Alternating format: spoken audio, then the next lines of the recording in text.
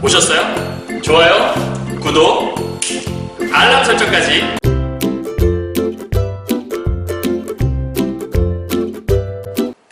안녕하세요. 경화여고 학생 여러분, 그리고 전국에서 문법, 특히 국어를 공부하고 계신 여러분 만나서 반갑습니다. 선생님은 세계 최강 국어쌤 조인수 선생님입니다. 자, 오늘은요, 어제 선생님이 이제 단어 파트 중에서 첫 번째 단어에 대한 부분들을 공부를 했었죠. 그래서 단어 세 문제를 가고 공부를 했었는데, 어제와 좀 겹치는 부분들도 있어요. 오늘은 단어 두 번째 파트에 대한 것들을 해나가도록 하죠. 오늘 선생님과 함께 공부하고 있는 부분은 사실 어제도 말씀드렸지만 문법 강의 단어를 차근차근 공부한다기보다는 필수 개념들 몇 가지를 조금 알려드리고자 팁을 좀 드리고 있어요. 그래서 오늘도 그러한 팁을 네 문제를 통해서 한번 살펴보도록 하죠. 첫 번째입니다. 자, 선생님 특적 들었던 우리 경화여고 학생 1학년 학생들 같은 경우 이제 예비 고2 학생이겠죠. 선생님이 함께 했던 개념 잡고 국어 만점 그 교재 있죠. 거기에서 97페이지 13번 문제를 보게 되면 될 것 같고요. 다른 학생들, 혹시 선생님 강의를 듣지 않았던 학생들, 그리고 뭐 다른 학교 학생들도 있을 수 있을 것 같은데, 그런 학생들은 2017학년도 2학년 3월 문제라는 것만 기억하시고 요걸 다운받아 보셔도 좋고요. 그렇지 않다면 강의만 잘 들어보셔도 이해할 수 있을 거예요. 자, 한번 가보도록 할게요. 어간의 관형사형 어미 니은을 결합하고자 할 때 어간의 끝소리가 리을인 경우에는 리을을 탈락시키고 니은을 붙여야 한다. 그러나 실생활에서는 리을을 탈락시키지 않고 은을 잘못 붙여 사용한 경우가 많다라고 얘기하네요. 그럼 이제 여기서 여러분이 어제도 말씀드렸는데 문법, 이제 요즘에는 이제 언어와 매체 중에 언어 파트라고 하죠. 그 언어 파트에서 여러분이 꼭 기억해야 될 몇 가지 용어, 개념이라는 게 존재하는 거죠. 어제 말씀드렸던 이 어간이라는 개념, 어간은 일반적인 명사나 대명사, 수사 같은 체언에 있는 게 아니에요. 그죠? 어간이란 변하지 않는 활용하는 말 중에 그 사이에서 변하지 않는 부분을 어간이라고 얘기했으니까, 그렇다면 어간이란 말이 나왔다는 얘기는 용언이라는 게 존재하겠구나. 용언은 활용하는 말이니까 동사나 형용사에 대한 얘기를 지금부터 해가겠구나. 요걸 아셔야 되고요. 다음, 관형사형 어미 니은이 나와 있잖아요. 그래서 어간과 어미가 결합되어서 하나의 용언을 만드는 거죠. 그런데 여기에 니은을 결합해야 되는데 어간의 끝소리가 리을일 경우에는 리을을 탈락시키고 니은을 붙이게 되는 거래요. 자, 예를 한번 들어보도록 하죠. 여기서 녹슬다, 그러니까 원형이 먼저 이해하셔야 되는 건데, 녹슬다의 그러니까 녹슨이라는 단어의 원형은 녹슬다에서 온 거잖아요. 그렇다면 녹슬다, 녹슬고, 녹스니, 뭐 이렇게 녹슬다, 녹슬고 이렇게 돼 있으니까 녹슬까지가 변하지 않는 어간이라고 볼 수 있겠죠. 어근이면서 어간이죠. 어근이라는 건 어제 말씀드렸지만 실질적인 의미가 있는 부분 얘기한다 그랬어요. 그럼 이런 어간이 될 수 있는 녹슬, 여기 보니까 어간의 끝소리가 리을인 경우죠. 그죠? 여기에 니은을 결합시킨다. 그래서 여기에다가 얘처럼 니은을 결합시키려고 하는 거죠. 저기다 그냥 그대로 할까요? 자, 그러면 녹슬이라는 어간에다가 니은을 결합시키려고 하는데, 그럴 때는 리을을 탈락시키고 니은을 붙인다. 즉 얘가 뿅 사라지고 요 니은이 여기 들어가니까 요 말이 맞다라는 거죠. 그런데 실생활에서는 녹슨못 이렇게 얘기했는데 녹슬은, 그래서 이렇게 어간을 그대로 둔 상태에서 요 니은 대신에 은 자체를 붙여버리는 잘못된 경우가 있다라는 거예요.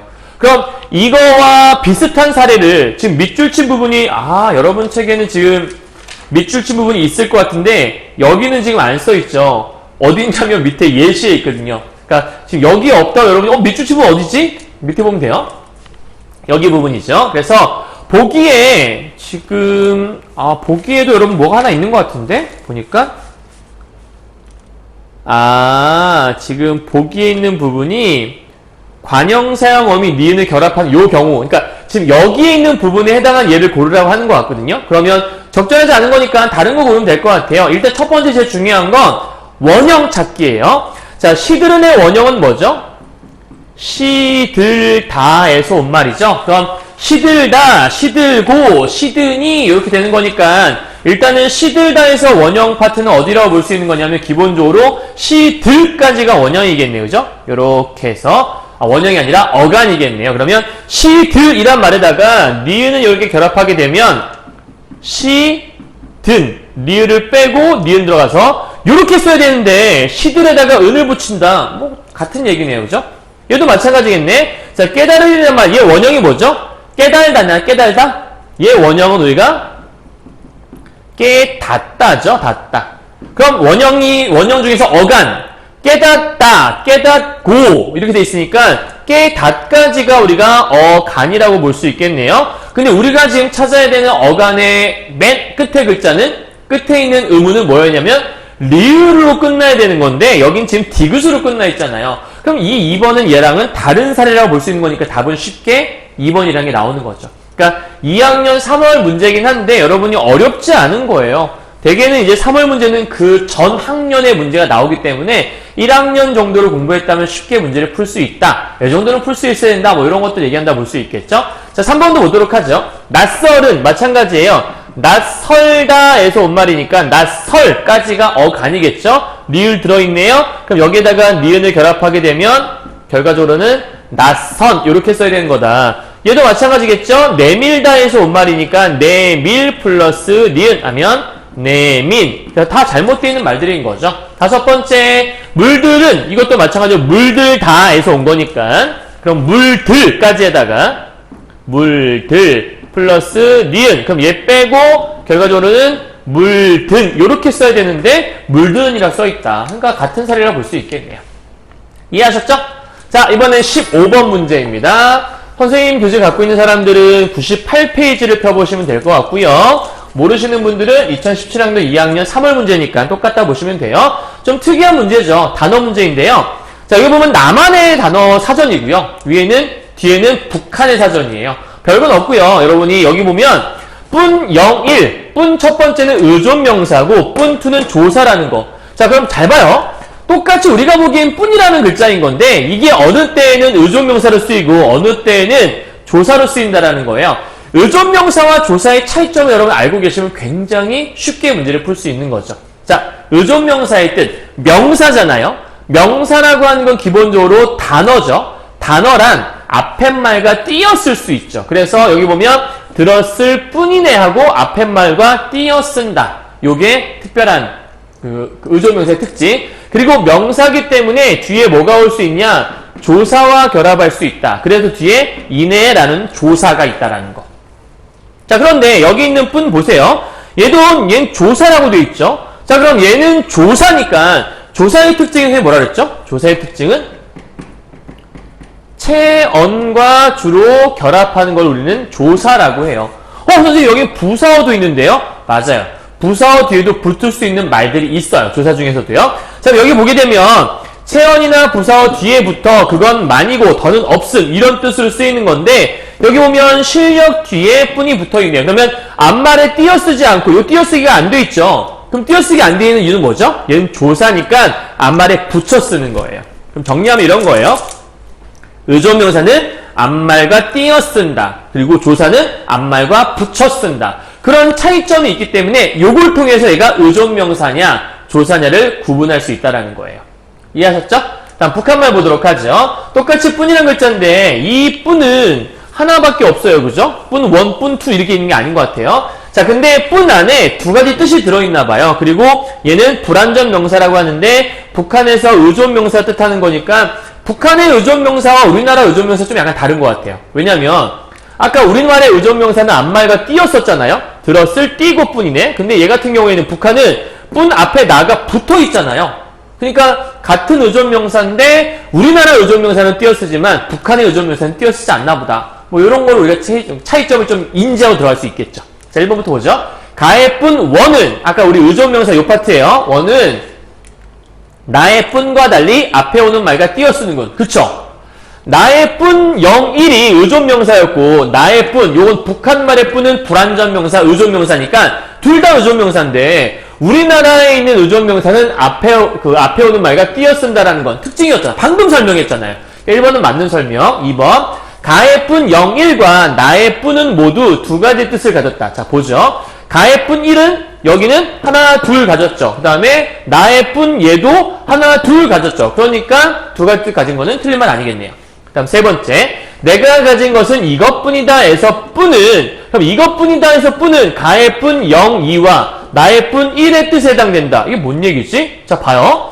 이것뿐이다 라는 건 내가 다른 건 없다는 얘기잖아요. 더는 없어. 이거밖에 없어. 이런 뜻이잖아요. 자, 근데 앞에 가의 뿐 0, 2가 뭐였냐면 요거였죠. 조사. 근데 방금 보니까 이 뿐이라는 게 앞말과 붙어 있잖아요. 붙어 있다라는 건 선생님이 아까 조사라고 얘기했죠. 명사에 붙을 수 있는 것. 그러니까 얘는 조사이면서 이럴 때 맞다고 볼 수 있겠고, 나의 뿐 1은 지금 요거였잖아요. 더는 없다. 얘도 더는 없다. 얘도 더는 없다. 그러니까 같은 말이겠네요. 그러니까 맞는 말이라고 볼 수 있겠죠. 4번. 가에서는 나에서와 달리 체언 뒤의 뿐과 용언 뒤의 뿐을 서로 다른 표제어로 등재하고 있군이라고 되어 있거든요. 자, 그러면 잘 보면 가에서는 나에서와 달리, 그럼 가가 뭐였죠 아까? 우리말이 가였잖아요. 가에서 체언 뒤의 뿐과 용언 뒤의 뿐을 서로 다른 표제로 등재하고 있다. 잘 보시면 나에서와 달리니까 가에서는 그렇다는 얘기잖아요. 자, 가 같은 경우에는 보시면 여기에 용언이라고 할 수 있는 것들, 어미 을 뒤에 쓰여서 이렇게 지금 다르게 되어 있고, 뒤에 보게 되면 어디 갔니? 자, 체언 뒤의 뿐과 용언 뒤의 뿐을 서로 다른 표제어니까 지금 가에서 체언 뒤, 얘는 지금 용언 뒤에 있는 거죠.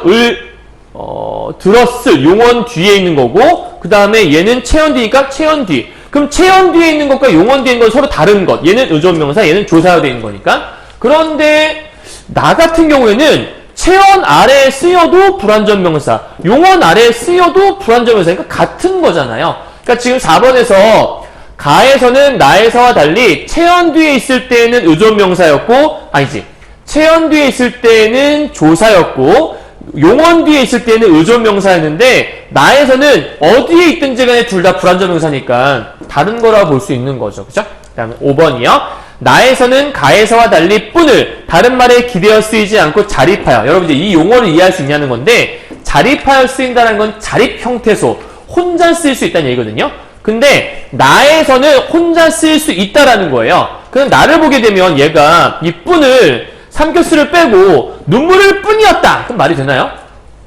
나를 빼고 소식을 듣고 기뻐한 것은 뿐이 아니었다. 말 되나요? 말이 안 되죠. 그러니까 혼자 쓰일 수 있는 말이 아니에요. 그래서 불완전하다고 설명을 하는 거겠죠. 그렇다면 5번은 적절한 말이 아니라고 볼 수 있겠네요. 그래서 답은 쉽게 5번이라는 걸 알 수 있을 거예요. 이해하셨나요? 오케이. 자, 그럼 이제 16번, 17번에 해당하는 페이지 99페이지에 있는 거고요. 그 다음에 잘 모르시겠으면 요거는 어디 있냐면 문제에서 2017학년도 2학년 6월 문제에 있으니까 여러분 찾아보시면 될 것 같아요. 자, 요거 되게 중요한 문제니까 잘 들으셔야 돼요. 왜 중요하냐면 가장 기본적인 것들 여기서 지금 설명을 하고 있거든요. 자, 잘 보세요. 형태소에 대한 것들을 설명을 해요. 단어 부분에 나오는 건데요. 형태소는 단어를 분석한 단위이며 뜻을 가진 가장 작은 말의 단위, 별표. 형태소의 정의예요.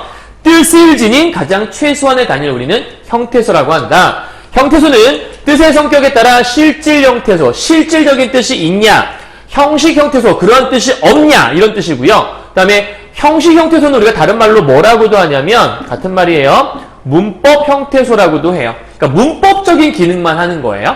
그리고 자립 형태소 의존은 자립성의 여부에 따라서, 그래서 이걸 갖고 지금 구분해 주는 거죠. 실질적인 의미에 따라 나누는 거고, 자립할 수 있냐 없냐, 자립할 수 있으면 자립 형태소, 없으면 의존 형태소, 이렇게 얘기하는 거예요. 자, 그러면 사과와 를 먹었다의 세 단어로 이루어져 있다. 무슨 얘기인지 알겠죠? 사과를 먹었다. 그러면 사과란 단어 하나, 를이라고 하는 조사 하나, 그 다음에 먹었다라고 하는 단어 하나로 이루어져 있다. 이렇게 지금 얘기를 하는 거예요. 자, 그런데 이 중 사과의 경우 단어를 나누게 되면 사와 과로 나눌 수 있나요? 사과는 사와 과가 합쳐진 말이에요?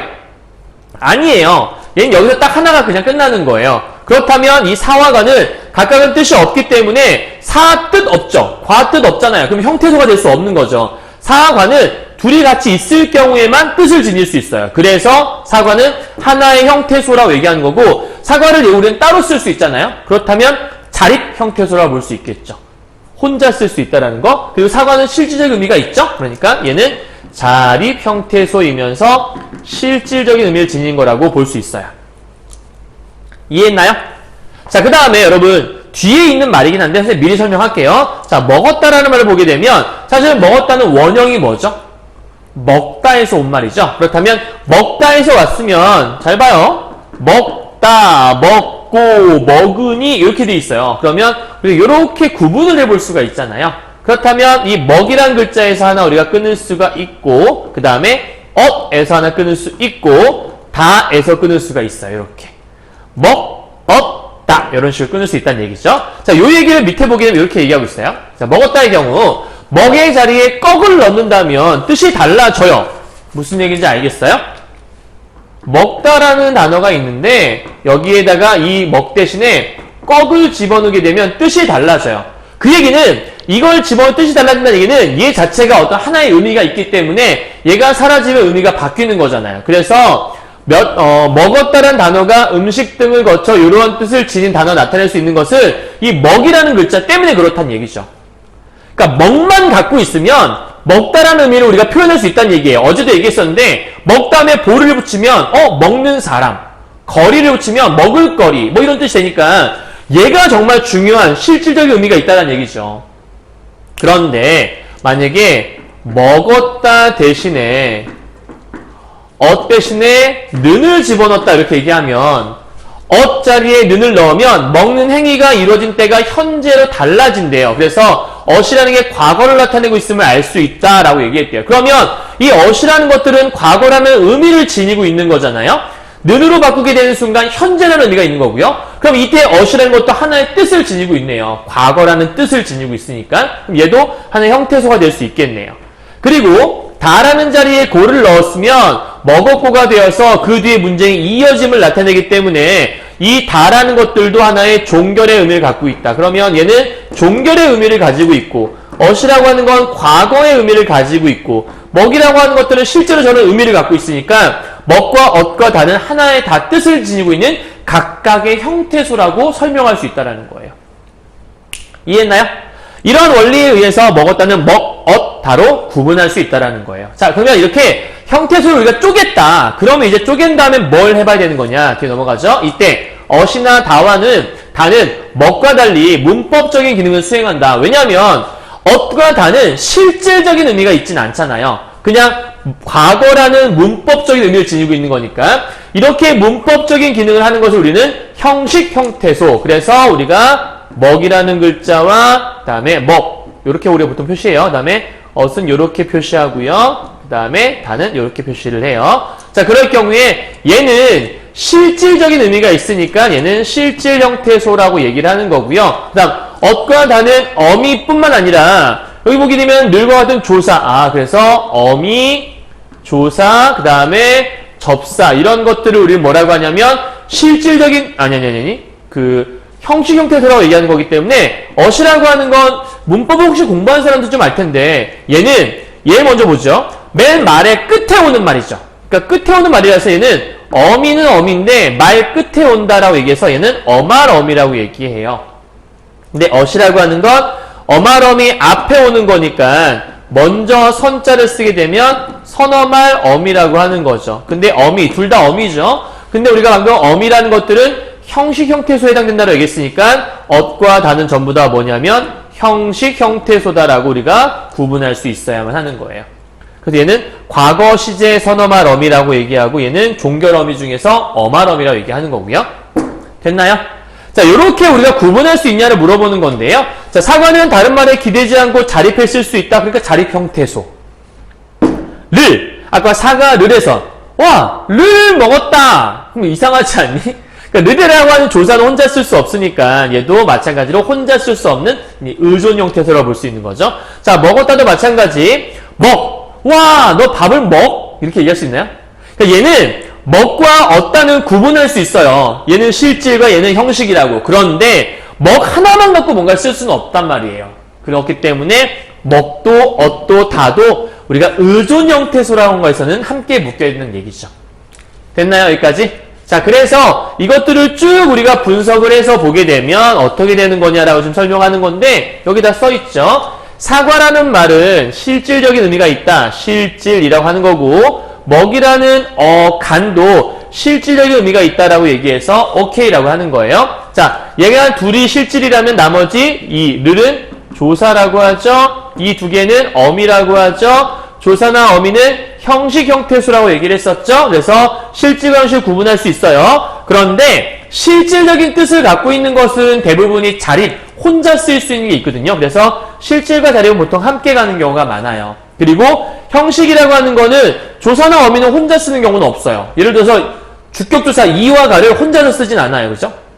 우와, 이 간다. 그럼 이상하니까. 그럼 혼자 쓸 수 없는 형식 형태소들은 대개는 이렇게 의존명사로 묶이는 경우가 많다는 거예요. 이해 갔어요? 자, 여기서 이제 중요한 게 뭐냐면, 제일 중요한 건데, 실질적인 의미가 있다면, 혼자 실질적인 의미가 있어. 그럼 혼자 쓸 수 있어야지만 가장 적합한 것 같거든요. 실질적인 의미가 있으니까. 그런데 특이하게도 이 먹이라고 하는 건 실질적인 뜻이 있으면서도 의존에 엮이는 거예요. 그러니까 특이하죠. 실질은 자립으로 보통 묶이고 형식은 의존으로 묶여야지만 뭔가 좀 균형이 맞잖아요. 실질과 자립, 형식과 의존. 그래서 요 두 개가 세트, 요 두 개 세트 이렇게 돼야 되는 건데 얘는 특이하게도 실질인데 얘만 의존이잖아요. 그래서 여기 있는 요 부분 있죠? 요렇게 여기 부분, 이 어간에 대한 부분 있잖아요. 얘가 시험에서 가장 잘 나오는 거예요. 실질적인 의미가 있으면서도 특이하게도 형식 형태소와 마찬가지로 의존 형태소에 들어간다는 거. 그래서 보통은 문제에서 답을 유추할 때 이걸 갖고 문제를 제일 많이 물어봐요. 이해했어요? 그럼 이제 1번부터 보도록 할게요. 윗글을 통해 알 수 있는 내용을 적절하지 않은 것은 무엇입니까? 형태소를 더 작게 쪼개면 뜻이 사라진다라고 얘기했어요. 우리가 방금 뭐라고 했냐면 형태소라고 하는 건 뜻을 지닌 가장 작은 단위라고 얘기했죠? 그렇다면 가장 작은 단위는 쪼개면 뜻이 없어질 수밖에 없는 거죠. 여기가 뜻을 지닌 가장 최소인데 최소를 더 쪼개버리면 어떡해요? 아까 사과가 형태소였는데 쪼개면 사와 과 이상해졌잖아요. 그죠? 그럼 두 번째, 의존 형태소만으로도 단어를 형성할 수 있다라고 얘기했어요. 의존 형태소만으로 단어 형성할 수 있나? 그런 게 있나요? 뭐가 있지? 의존 형태소만으로 소형할 수 있는 것들? 우리 책에서 그런 말도 있었나? 의존 형태소로 단어 형성할 수 있는 것들? 뭐가 있었지? 여러분 잘 모를 수 있는데 사실은 여기서 말하는 것들이 의존 형태소에 있는 것들이 뭐가 있었냐면 아까 어근이래 미안해요. 어간이라는 게 있었고 그 다음에 조사, 접사, 그 다음에 어미 이런 것들이 있었거든요. 그런데 여러분 조사도 뭐냐면 단어에 포함이 돼요. 조사도. 그렇기 때문에 이 조사는 의존 형태소이면서 단어를 형성할 수 있다는 말은 틀린 말이 아니라고 볼 수 있어요. 처음에 이런 말 했었어요. 여러분 보세요. 이런 말 여기 어디 제일 처음에 사과를 먹었다라는 말은 세 단어로 이루어져 있다. 보였나요? 그럼 이때 사과도 단어, 를도 단어, 먹었다도 단어란 얘기예요. 그런데 이 늘이라고 하는 건 조사인데 혼자 단어잖아요. 특이하게도. 그죠? 그렇기 때문에 방금 얘기했던 이 의존 형태소만으로 단어를 이룰 수 있는 거는 조사에 대한 설명을 한다라는 거예요. 이걸 캐치할 수 있어야 돼요. 다음 세 번째요. 형태소 하나가 단어 하나를 형성하는 경우도 있다. 그러나요? 형태소 하나가? 방금 얘기했던 이 조사에 대한 부분도 볼 수 있겠고요. 대개는 뭐 그런 거겠죠? 자립 형태소가 대부분은 단어 하나 형성하는 경우가 있겠죠? 아까 봤던 이 사과라고 하는 것들 있잖아요. 사과. 그죠? 그러니까 뭐 틀린 말 아니라 볼 수 있을 것 같아요. 그 다음에 네 번째. 형태소 중에는 문법적인 기능만 수행하는 것도 있다. 그게 뭐였죠? 의존? 아니지. 형식 형태소였죠. 그죠? 조사, 어미, 접사에 대한 것들 얘기하는 거예요. 다섯 번째. 실질적인 뜻을 지닌 형태소는 모두 자립적인 성격을 지녔다. 이게 아까 선생님이 얘기했던 거예요. 자, 봐요, 여러분. 실질적인 의미를 지닌 것의 반대는 형식 형태소라고 얘기하는 거고요. 자립 형태소의 반대는 의존 형태소라고 보통 얘기를 해요. 자, 잘 기억해야 돼요. 형식 형태소는 전부 다 의존 형태소예요. 형식 형태소로 쓰일 수 있는 건 조사나 접사나 어미를 얘기하는 건데 조사, 접사, 어미는 혼자 쓸 수 없어요. 그렇기 때문에 형식 형태소는 다 의존 형태소에 들어가요. 그렇다면 이 둘이 짝이라면 실과 자도 짝을 이루어야 돼요. 이미 둘도 같은 건 아니니까. 이 두 개가 묶여야 돼요. 그런데 특이하게 실자, 형의 이게 돼야 되는 건데 우리 앞에 잠깐 돌아가죠. 실자, 형의 이렇게 묶게 되는데 아까 특이하게 간 부분은 실질인데 자로 가는 게 아니라 요렇게 묶인다고 얘기했잖아요. 실의로요. 그죠? 그렇다면 여기서 실질적인 뜻을 지닌 형태소는 모두 자립이다? 모두 자립이다? 땡이라고 볼 수 있는 거죠. 왜요? 어간 때문에 성립할 수가 없다. 요게 이제 중요한 포인트인 거죠. 이해했어요? 5번 부분? 그 답이 5번이 적절하지 않다라고 설명하는 거예요. 정말 중요한 부분이 별표 100만 개도 모자라요. 꼭 기억하세요. 알았죠? 언어 배울 때, 특히 이제 문법이라고 하는 이거 배울 때, 이 부분은 진짜 시험에 내신에서 잘 나온 부분이에요. 기초가 있으신 분들은 헷갈리지 않으니까 잘 기억해 두세요. 자, 17번 문제입니다. 우리 이제 형태소를 분석하는 문제라고 볼 수 있겠네요. 그래서 그가 풀밭을 맨발로 뛴다는 부분이 있으니까 함께 좀 살펴보도록 하죠. 일단 풀밭은 풀 대신에 꽃을 넣거나 밭 대신에 빛을 넣으면 단어의 뜻이 달라지므로 풀과 밭으로 나눌 수 있다. 이거 아까 얘기했던 거죠. 요거 대신에 다른 걸 넣으면 뜻이 달라진다? 그러면 다른 걸 넣어 뜻이 달라진다는 얘기는 기존에 있던 것도 하나의 뜻이 있다는 얘기라고 볼 수 있는 거였잖아요. 그죠? 여러분 잠깐 좀 구분해 보도록 하죠. 자, 그가라고 할 때 그는 우리가 대명사라고 하죠. 품사 적어볼까요? 대명사. 가는 조사라고 하죠. 풀밭은 풀과 밭이 섞여 있는 거죠. 그럼 풀도 하나의 명사가 되겠고 밭도 하나의 명사가 되죠. 을은 조사라고 할 수 있죠. 맨발 마찬가지인데 맨발 할 때 이 맨자는 사실은 혼자 쓸 수 없는 맨자예요. 그래서 이때 맨이라고 하는 글자는 우리가 접사라고 하거든요. 그래서 얘는 접사. 그 다음에 발은 우리가 명사라고 할 수 있겠고 이 로는 조사죠. 뭐뭐로라고 하는 명사 뒤에 오는 말이니까 조사. 그 다음 뛴다는 뛰다에서 온 말이죠. 여러분 이거 잘 봐야 돼요. 뛴다는 뛰다에서 온 말이에요. 그럼 뛰 플러스 는 그죠? 그 다음 플러스 다 요렇게 지금 되는 말이라고 봐야 돼요. 이해했나요? 그러니까 뛴 플러스 다가 아니에요. 요거 오해하시면 안 돼요. 이게 진짜 중요한 포인트예요. 자, 1번 풀밭은 풀 대신 꽃을 넣거나 그죠? 꽃밭. 그 다음에 밭 대신에 빛을 넣으면 그러니까 이게 만약에 예를 들어서 꽃 뭐 풀빛 이렇게 될 수 있다는 얘기죠. 그러면 빛을 넣으면 뜻이 달라질 수 있기 때문에 풀과 밭은 나눌 수 있는 하나의 형태소라고 볼 수 있는 것들 틀린 설명 아니라고 볼 수 있겠네요. 그죠? 다음 두 번째요. 맨발의 맨은 발과 결합하여 뜻을 더하는 기능. 요게 접사라는 거예요. 어떤 단어와 결합해서 뜻을 더하는 기능. 그러니까 발에 결합해서 맨이 들어가게 되면 뭔가 아무것도 심지 않은 깨끗한 이런 상태를 얘기하는 거니까 그런 기능을 하기 때문에 하나의 형태소. 뭔 얘기죠? 뜻을 더해준다며요. 그러니까 뜻을 가진 거는 형태소로 얘기했으니까 이 맨이라는 것도 하나의 형태소로 볼 수 있겠네요. 그죠? 다음 세 번째요.